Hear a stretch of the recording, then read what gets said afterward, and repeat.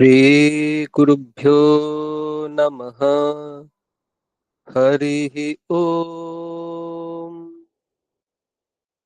सहनाववतु सहनौ भुनक्तु सह वीर्यङ्करवावहै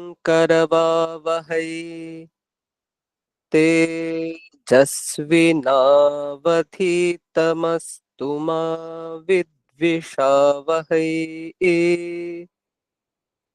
ओम शांति शांति शांति। ओम जातवेदसे सुनवामसो ममराति यतो निदहाति वेदः स नः पर्षदति दुर्गाणि विश्वा नावेव सिन्धुं दुरितात्यग्निः तामग्निवर्णां तपसा ज्वलन्तीं वैरोचनीं कर्मफलेषु जुष्टाम् दुर्गां देवीगं शरणमहं प्रपद्ये सुतरसि तरसे नमः। अग्ने त्वं पारयानव्यो अस्मान् स्वस्तिभिरतिदुर्गाणि विश्वा पूश्च पृथ्वी बहुला न उर्वी भवातोकायतनया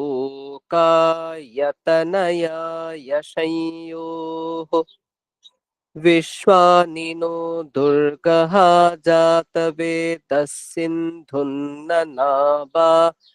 दुरितातिपर्षि अग्ने अत्रिवन्मनसा गृणानो ओस्माकं बोध्यविता तनूनाम् पृतनाजितगं सहमानमुग्रमग्निगं हुबेम परमात् सधस्थात् स नः पर्षदति दुर्गाणि विश्वा क्षामद्देवो अतिदुरितात्यग्निः प्रत्नोषि कमीड्यो अध्वरेषु सनाच्च होता नव्यश्च सत्सि स्वाञ्च आग्ने तनुवं पिप्रयस्वास्मभ्यं च सो भगमायजस्व गोभिर्जुष्टमयुजो निषिक्तन्तवेन्द्रविष्णो रनुसञ्चरेम नाकस्य पृष्ठमभिसंवसानो वैष्णवीं लोक इह मादयन्ताम् ॐ कात्यायनाय विद्महे कन्याकुमारी धीमहि तन्नो दुर्गिः प्रचोदयात्। ॐ शान्ति शान्ति शान्तिः। अथ श्रीमद्भगवद्गीता अथ तृतीयोऽध्यायः।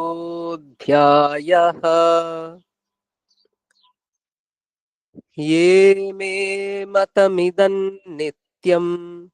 अनुतिष्ठन्ति मानवाः श्रद्धावन्तो न सूयन्तो मुच्यन्ते तेऽपि कर्मभिः ये त्वेतदभ्यसूयन्तो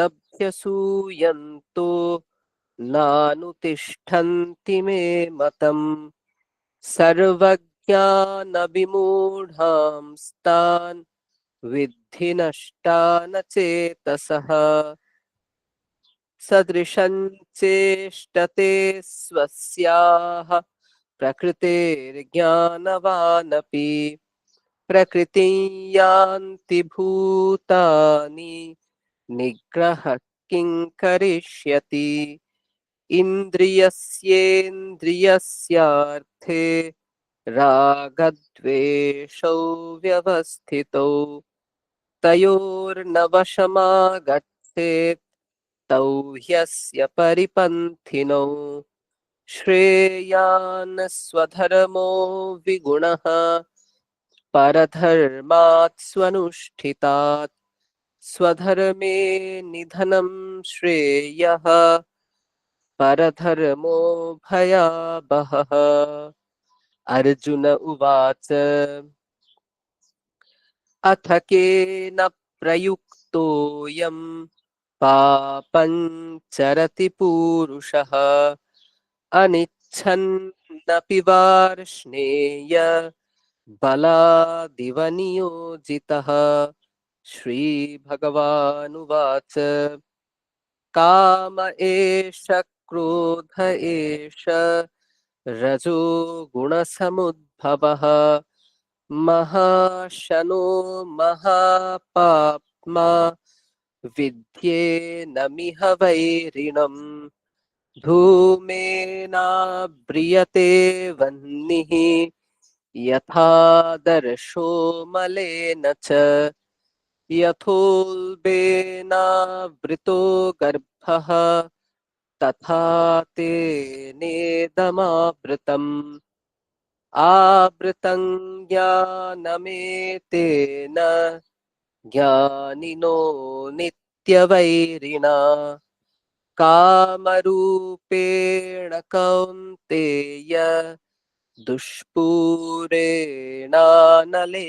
च इन्द्रियाणि मनोबुद्धिः अस्याधिष्ठानमुच्यते एतैर्विमोहयत्येष ज्ञानमावृत्य देहिनम् तस्मात् त्वमिन्द्रियाण्यादौ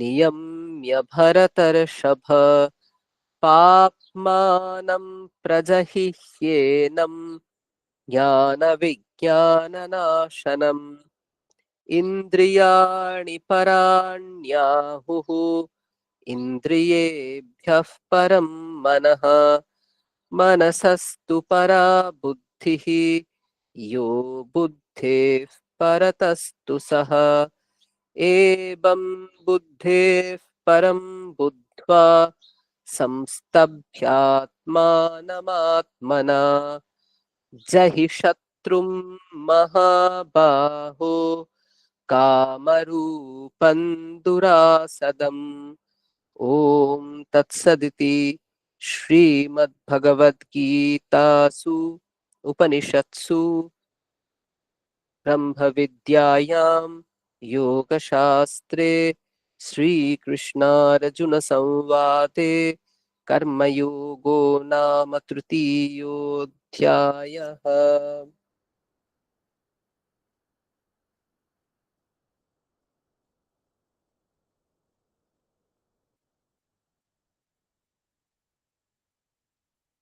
আজকের মনন তৃতীয় অধ্যায়ের 16 নম্বর শ্লোক। एवं प्रवर्तितं चक्रं नानुवर्तयति हयः अघायुरिन्द्रियारामो मोघं पार्थ स जीवति। আবার পড়ছি एवं प्रवर्तितं चक्रं नानुवर्तयति हयः अघायुरिन्द्रियारामो मोघं पार्थ स जीवति। এর অর্থ হচ্ছে एवं प्रवर्तितं चक्रम इह यह न अनुवर्तयति हे पार्थ सह अघायुः इंद्रियारामः मोघं जीवति। বলা হচ্ছে ইহা যে ব্যক্তি, ইহা মানে ইহলোকে, ইহলোক বলতে এই যে আমাদের ভূলোক, সেই লোককে বোঝায়। তো যে ব্যক্তি এই ভূলোকে এবং প্রবর্তিতম চক্রম, এই রূপে পরম্পরাগতভাবে প্রচলিত যে সৃষ্টি চক্র, সেই চক্রকে যে অনুবর্তন করে না, অর্থাৎ যে নিজ নিজ কর্তব্য পালন করে না, সেই ইন্দ্রিয় সুখে আসক্ত ব্যক্তি বৃথায় জীবন ধারণ করে। মোঘম জীবতি, হে পার্থ, মোঘম জীবতি। এখানে মূলত আলোচনা করা হচ্ছে যে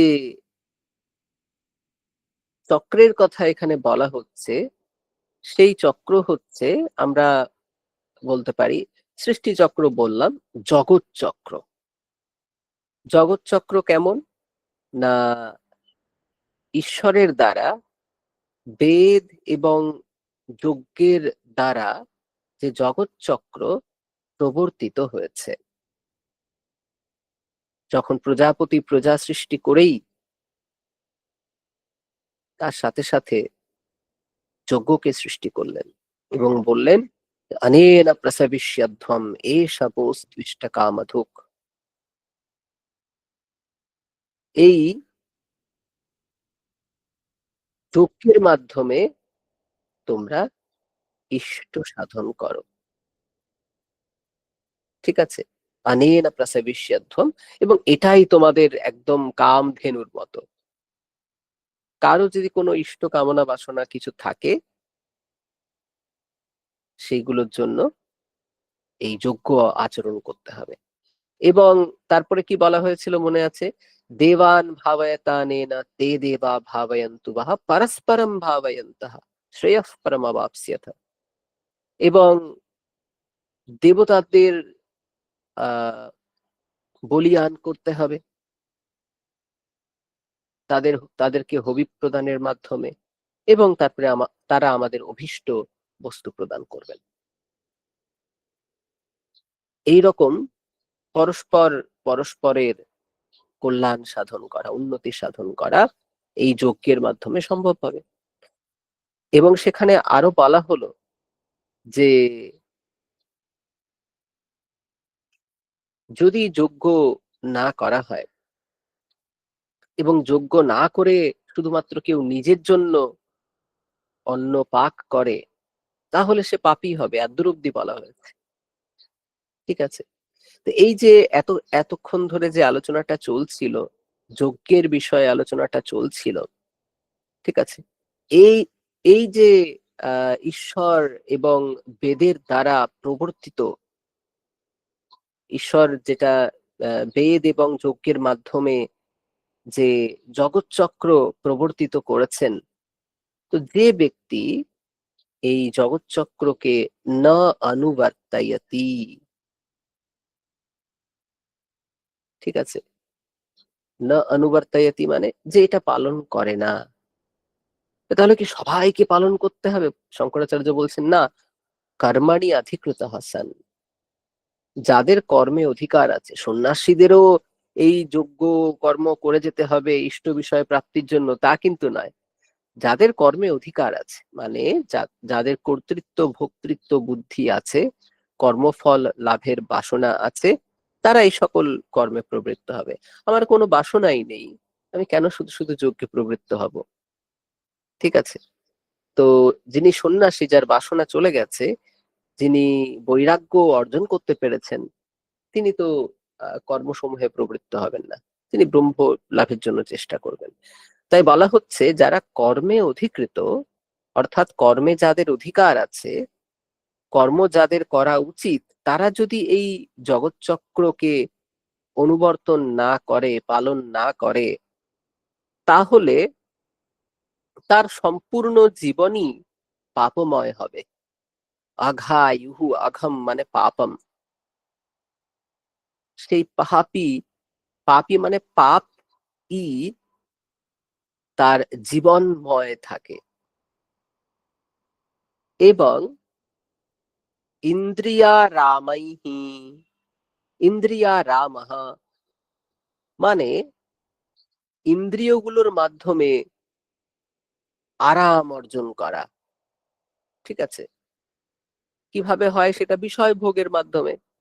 তো সারা জীবন সে তো ওই ইন্দ্রিয় সুখের জন্য সে প্রচেষ্টারত থাকবে, এবং তার ফলে হে পার্থ, সে বেঁচে আছে কিন্তু মোঘম জীবতি, বৃথায় বেঁচে আছে। ঠিক আছে, সুতরাং এর থেকে শঙ্করাচার্য একটা ডিসিশন নিয়ে আসছেন, উপসংহার বলছেন, দেখো তসমাৎ অজ্ঞেন অধিকৃতেন কর্তব্যম এব কর্ম। যারা অজ্ঞানী, যাদের ব্রহ্মজ্ঞান হয়নি, যাদের কর্মে অধিকার আছে, যাদের কোনো ইষ্ট লাভের বাসনা আছে, তাদের কর্তব্যমেব কর্ম, তাদের কর্ম করতেই হবে।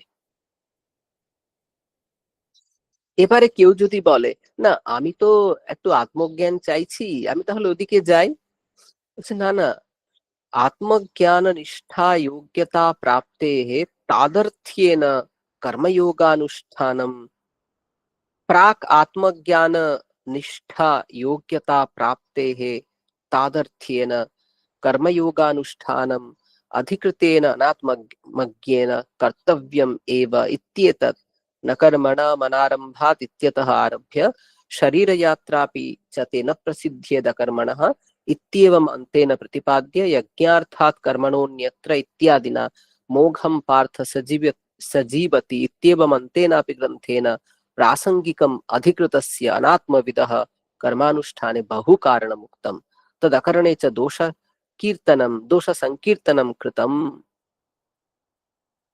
এই শ্লোকটার মাধ্যমে একটা আলোচনা শেষ হচ্ছে। আমি বলছিলাম না গত ক্লাসে যে শঙ্করাচার্য এই আলোচনার মানে ওই যজ্ঞ নিয়ে যে আলোচনাটা শুরু হয়েছিল, সেই আলোচনাটাকে এখন সংবরণ করছেন, ছোট করছেন, এখানে শেষ করছেন, আবার একটা নতুন আলোচনা এরপরে শুরু হবে।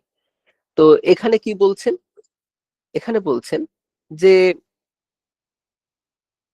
আত্মজ্ঞান নিষ্ঠা, আত্মজ্ঞানের জন্য আমরা যে সতত সচেষ্ট থাকব, ঠিক আছে, আত্মজ্ঞানে যে আমাদের সতত সচেষ্ট থাকব, তার জন্য যে যোগ্যতাটা দরকার, ঠিক আছে, সেই যোগ্যতাটা অর্জন করতে হয়, এবং সেই যোগ্যতা যতক্ষণ না হচ্ছে ততক্ষণ কর্মযোগের অনুষ্ঠান করতেই হবে, মানে নিষ্কাম কর্ম করে যেতে হবে। কারা এটা করবে? যাদের আত্মজ্ঞান হয়নি এবং যারা কর্মে অধিকৃত, কর্মে যাদের অধিকার আছে। তো বারবার কর্মে অধিকার কেন বলছেন? তার কারণ হচ্ছে কিছু কিছু ক্ষেত্র আছে যাদের বৈদিক কর্মে অধিকার ছিল না, ঠিক আছে, যেমন শূদ্রদের ছিল না, এরকম, এই জন্য বারবার বলা হচ্ছে অধিকৃতে না। বা কেউ হয়তো গুরুতর অসুস্থ, তার পক্ষে কর্ম করা সম্ভব হচ্ছে না, ফলে সেও কর্মে অধিকৃত না। তাহলে যার যে অজ্ঞান হয়ে গেছে তাকেও কি কর্ম করতে হবে? যে কোমাতে আছে তাকেও কি কর্ম করতে হবে? বলেন না, তার পক্ষে তো সম্ভব নয়। মানে শ্রুতি, আহ বেদ সবসময় যে অ্যাবস্ট্রাক্ট কথাবার্তা বলে, এটা ঠিক, কিন্তু তার মানে এটা নয় যে কমন সেন্সকে বাদ দিয়ে কথা বলবে। তো যাই হোক, তো বলা হচ্ছে, সুতরাং এই যে সম্পূর্ণ আলোচনাটা করা হলো, না কর্মণা মনারম্ভাৎ নৈষ্কর্ম্যম পুরুষোষ্ণুতে, ঠিক আছে, এই যে কর্ম করে যেতে হবে, তবে গিয়ে সেই আহ নিষ্কাম কর্ম যে কথা বলছি সেটি অর্জন করা যাবে। এইভাবে আলোচনা চলতে চলতে চলতে চলতে যে সিদ্ধান্তে আসা গেল সেটা হচ্ছে যে অনাত্মবিদ, অর্থাৎ যার আত্মজ্ঞান হয়নি, তাকে কর্ম আচরণ করতেই হবে। ঠিক আছে, যার কর্মে অধিকার রয়েছে তাকে কর্ম আচরণ করতেই হবে। এবং যদি এটা সে না করে তাহলে তার বহুধা দোষ হবে। আমি এই জন্য আহ, এই বিষয়টাকে আমরা যেভাবে নিই সেটা হচ্ছে যে অনেক সময় আমাদের মধ্যে এক ধরনের অলসতা আসে এবং আমরা ভাবি যে ওটা বোধহয় সাত্ত্বিক ভাব, আমার কর্ম করতে ইচ্ছে যাচ্ছে না, আমার সব সময় মানে একটু বসে ধ্যান জপ করতে ইচ্ছে যাচ্ছে। সব সময় ওটা যে আমাদের আধ্যাত্মিক অভ্যুন্নতি হয়েছে তার কারণে নাও হতে পারে। সেটা করে দেখতে পারেন, যদি দেখেন যে তাতে ধ্যান জপ ভালো হচ্ছে করবেন, কিন্তু সব সময় ওটা হয় না। যেটা হয় সেটা হচ্ছে ওটা একটা অলসতা। কারণ কর্ম করতে গেলে অনেক পরিশ্রম, ছুটাছুটি, এখানে যাও সেখানে যাও, তার জায়গায় এক জায়গায় চুপ করে বসবো, খাবো, আবার বসে যাব, বেশ ভালো ব্যাপার। যারা সন্ন্যাসী হয় তাদের সিস্টেম হচ্ছে যে তারা ভিক্ষা করতে গেল, তারা ভিক্ষা পেতেও পারে নাও পেতে পারে, কারণ সন্ন্যাসী সঞ্চয় করে না। ও সকালবেলায় ওর যে দিনের ভিক্ষা, সে দিনের ভিক্ষা দিনে করে তারপরে সেই দিনেই চলে এলো, সেই দিনে খেয়ে নিল, মিটে গেল। এবং সে যতটুকু তার শরীর ধারণের জন্য প্রয়োজন সেই দিন, কিন্তু সেইটুকুই সে ভিক্ষা গ্রহণ করবে, সে জমাবে না। তো সুতরাং আহ বিষয় হচ্ছে যে সন্ন্যাস জীবন অত সহজ নয়। আমরা ভাবি ও তো ভালোই আছে, ঘর সংসার নেই, কিছু নেই। এবার আপনি ভাবুন, আপনার নিজস্ব ঘর নেই, মাথার ছাদ নেই, কাপড় কি পরবেন তারও কোনো ঠিক ঠিকানা নেই, কি খাবেন তার কোনো ঠিক ঠিকানা নেই, অথচ নিরন্তর সাধনা করে যাচ্ছেন। রাস্তা দিয়ে গেলে 10টা লোক ঢিল ছুটতে পারে, 10টা লোক উল্টোপাল্টা কথা বলতে পারে, কেউ হয়তো আহ অসম্মান করলো, ঠিক আছে, ভিক্ষা নিতে গেল সেখানেও হয়তো অসম্মান করলো, হ্যাঁ এত গায়ে গতরে এত ইয়ে রয়েছে, জোর রয়েছে, খেটে খেতে পারেন না, বলে দিল। সেই যে তার জন্য যে ধরনের নিরহংকারতা প্রয়োজন, ততটা আহ, আমরা অর্জন করতে পারবো কিনা জানি না। তো বিষয়টা হচ্ছে সন্ন্যাসের পথ সহজ নয়। ওরা এমনি সন্ন্যাসী হয়ে গেছে, বিন্দাস আছে, ব্যাপারটা এরকম নয় কিন্তু। তো বিষয় হচ্ছে যে এই যে আহ আমরা একদম আধ্যাত্মিক পথে উন্নীত হয়ে গেছি আর অলসতা, এই দুটোকে বোঝা খুব কঠিন। তার জন্য নিরন্তর কর্ম করে যাওয়াই ভালো, নিরলস ভাবে কর্ম করে যাওয়াই ভালো। এবং সেটা অবশ্যই আমরা যেমন ভাবে পড়ছিলাম যে নিষ্কাম কর্ম বা কর্মফল ঈশ্বরের চরণে অর্পণ করে কর্ম করা, সেভাবে করলে আহ, আমাদের কর্মফলের ভোগ হয় না, সুখ দুঃখাদি আমাদের স্পর্শ করে না, উল্টে আমাদের অন্তঃকরণ শুদ্ধ হয়। ঠিক আছে। তো সুতরাং এই আলোচনাটার থেকে উপসংহারে এই এলো যে যাদের বৈদিক কর্মে অধিকার রয়েছে এবং যাদের আত্মজ্ঞান হয়নি, তারা অবশ্যই শাস্ত্রবিহিত কর্ম আচরণ করবে। যদি এটা না করে তাহলে তার জীবন বৃথা। সে সারা জীবন পাপ ই করে যাচ্ছে, সে ইন্দ্রিয় সুখের জন্যই লালায়িত থাকছে। সুতরাং সে জীবনের কোনো দাম নেই। আপনি এটাকে স্বাভাবিকভাবে নিন যে বৈদিক কর্ম এর জায়গায় সমস্ত, এখন তো বৈদিক কর্ম সেভাবে খুব বেশি করা হয় না, যাগ যজ্ঞ ইত্যাদি দেখা যায় না। আপনি এটাকে এভাবে নিতে পারেন যে যা কিছু আপনার এবং আপনার পারিপার্শ্বিক মানুষজনের অভ্যুদয়ের জন্য, কল্যাণের জন্য, সেই কর্ম আপনি আচরণ করবেন। সেই কর্ম থেকে অলসতা বশত আপনি নিবৃত্ত হবেন না। এবং এই কর্মগুলো যদি আপনি করতে থাকেন তাহলে আপনার এবং আপনার চারপাশের যে মানুষজন আছেন তাদের প্রভূত কল্যাণ হবে। এবং সমষ্টির কল্যাণ মানে তো সেখানে আমিও আছি, ফলে আমারও সেখানে কল্যাণ হবে। আপনি যদি সমষ্টির জন্য মঙ্গল প্রার্থনা করেন, তার মধ্যে আপনিও আছেন, আপনারও মঙ্গল হবে। সুতরাং আমরা যেন সব সময় আহ কর্মকে অবলম্বন করে থাকতে পারি। আমরা যেন কর্ম বিমুখ না হয়ে যাই। কারণ যদি এমনটা হয়, তাহলে আমাদের জীবন বৃথা। শুধুমাত্র নিজের ইন্দ্রিয় সুখের জন্য, কি বলবো, পশুর মতো জীবনযাপন করে যাচ্ছি, তাতে এবং নিজের উন্নতি সাধন করছি না, এবং আমার চারপাশে যারা আছে তাদেরও কোনো কাজে আসছি না, তাহলে তো জীবন বৃথা। তো আমরা যখন বলি যে live a meaningful life, meaningful life মানে কি, ভগবত গীতাতে খুব সুন্দর প্রথম থেকে শেষ অব্দি একদম ওইভাবেই আলোচনা করা আছে, অপূর্ব।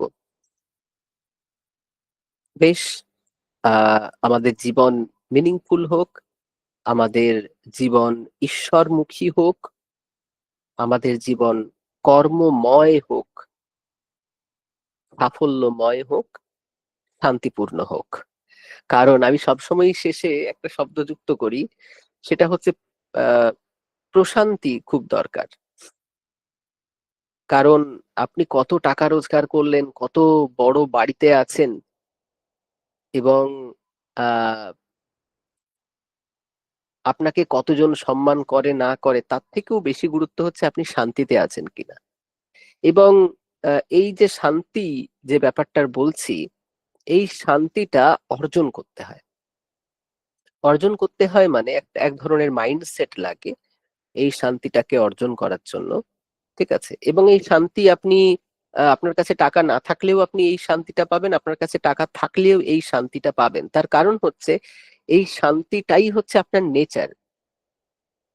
আপনি শান্তিতে নেই, তার কারণ হচ্ছে আপনার যে প্রকৃত স্বরূপ, তাকে আপনি উপলব্ধি না করে সেখানে অন্য ভাবে নিজেকে ভাবছেন, যেটা আসলে আপনি নন।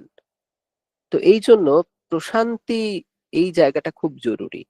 না হলে আপনি ভাবুন না, আপনি লক্ষ লক্ষ কোটি কোটি টাকা রোজগার করছেন, আর একদম মানে অ্যাংজাইটিতে, তারপরে কি বলবো, প্যানিক, এমন হেনা বিষয় নেই যেটা আপনার আসছে না। তো এই জন্য অবশ্যই মেডিটেশন করতে হবে। ঠিক আছে, তো প্রশান্তি অর্জন করা খুব জরুরি। যাই হোক, তো বিষয় হচ্ছে আহ আমরা যেন খুব পজিটিভ একটা জীবন যাপন করি। আমরা যেন, আমাদের জীবন যেন কর্মমুখর হয়, তাহলে দেখবেন টিউনড থাকবেন। আর না হলে অলসতা এমন ভাবে চেপে ধরে না, যে কিছু করা যায় না। মনে হবে হ্যাঁ এটাই তো করা উচিত এখন, কিন্তু বডি মাইন্ড কমপ্লেক্স এটা বিশাল বড় জিনিস। আপনি ভাববেন এটা শরীর করাচ্ছে, কিন্তু দেখবেন না আসলে ওটা মন করাচ্ছে। বা আপনি ভাববেন এটা মন চাইছে, কিন্তু আসলে না, ওটা হয়তো শরীরই চাইছে। তো শরীর এবং মন এরা সব সময় আপনাকে ডিস্ট্রাক্ট করার চেষ্টা করবে। তো শরীর বলবে যে ধুর, এত খেটে খুটে কি লাভ, একটু ঘুমিয়েই নি, এটা করে কিছু হবে না। যেমন আমাদের এখানকার ছেলেমেয়েরা, পশ্চিমবঙ্গের ছেলেমেয়েরা এখন ভাবে যে দূর, এত পড়াশুনো করে কি হবে, চাকরি বাকরি তো নেই, দিয়ে ডিমোটিভেটেড হয়ে বসে আছে। এত বিশাল একটা জগৎ, সেখানে পশ্চিমবঙ্গ একটা এইটুকু জায়গা। এই এত বড় জগতের দিকে তাকিয়ে দেখো, সারা জগৎ তোমাদের জন্য অপেক্ষা করছে। ও পশ্চিমবঙ্গের জন্য বসে আছে, কবে পশ্চিমবঙ্গে চাকরি হবে। পশ্চিমবঙ্গে 12 বছর ধরে এসএসসি নেই, এটা তো একটা সুযোগ, তো বাইরে চলে যাও। আমি জানি সবার পক্ষে বাইরে যাওয়া সম্ভব হয় না, কিন্তু অ্যাটলিস্ট যাদের পক্ষে যাওয়া সম্ভব হয় তাদের তো যাওয়া উচিত। এই সম্পূর্ণ জগৎ আমাদের কর্মক্ষেত্র। আমাকে তো লিখে পাঠানো হয়নি যে তোমাকে লক্ষণ রেখা দিয়ে দেওয়া হলো, পশ্চিমবঙ্গের বাইরে বেরোতে পারবে না। সুতরাং বিষয় হচ্ছে যে আমরা যেন কর্মমুখর থাকি, কোনো কারণে যেন অলসতা আমাদেরকে অধিকার না করে। তো এই যে অ্যাকচুয়ালি ওটা শরীর সুখ চাইছে, ও মনকে বুঝিয়ে দিয়েছে যে ও একটু ঘুমিয়ে নিতে চাইছে, কারণ এইসব করে কোনো লাভ নেই। এটা কিন্তু শরীরের নিড, ওটা শরীর মনের উপরে চাপিয়ে দিয়েছে। আবার মন হয়তো প্রচন্ড দুঃখ অনুভব করছে, ও শরীরকে অবসন্ন করে দেয়, ও শরীরকে কিছু কাজ করতে দেবে না। দেখবেন মন খারাপ থাকলে হাত পা চলে না ঠিকঠাক, চলতে চায় না। তার মানে আপনার শরীর অসুস্থ নয়, আপনার মন অসুস্থ। ও শরীরকে আহ ওইভাবে পরিচালিত করছে। বডি মাইন্ড কমপ্লেক্স মানে খুব আহ, অন্য ধরনের ব্যাপার। তো এর থেকে বাঁচার উপায় হচ্ছে নিরন্তর কর্ম করা। না হলে আহ, ওরা আপনাকে, শরীর এবং মন, ওদের যে জুটিটা আছে, ওরা আপনাকে একদম মানে ভূমিতে নিপতিত করিয়ে দেবে, মানে মাটিতে ফেলে দেবে একেবারে। কর্ম হচ্ছে ওই ডেডিকেশন টু কর্ম, এই ব্যাপারটা আপনাকে এই জায়গা থেকে বাঁচিয়ে দেবে। এবং এই যে ধরুন না, এই যে সকালবেলায় অনেকে অনেকক্ষণ ঘুমিয়ে যেতে পারেন, কিন্তু যাদের বাড়িতে প্রতিষ্ঠিত ঠাকুর আছে, নিত্য পূজা হয়, সে কিন্তু উঠে যাবে। কারণ তাকে ঠাকুরকে ঘুম থেকে তুলতে হবে। তারপরে হয়তো অনেকে স্নান টান করায়, অভিষেক হয়, তারপরে আহ, আহ, পূজা করা হয়, তারপর মানে প্রসাদ অফার করা হয়, তারপরে তারা খাবে। তো ফলে তারা কিন্তু এই ধরনের একটা কর্মময় জীবন একদম বেছে নিয়েছে। যাই থাকুক, শীত গ্রীষ্ম বর্ষা, শরীর যেরকম থাকুক, মন যেরকম থাকুক, আগের দিন কার সাথে ঝগড়া হয়েছে, ডাজন্ট ম্যাটার, ও কিন্তু কর্ম করে যাবে। ঠিক আছে? তো আপনারাও এই ধরনের সাধনাতে চলে এসেছেন, এই প্রতিদিন উপাসনাতে অংশগ্রহণ করছেন, এটাও তো সেই সাধনা। যে ধরনেরই পরিস্থিতি থাক, আপনি একদম সকালবেলায় উঠে শুধু বসে যাচ্ছেন।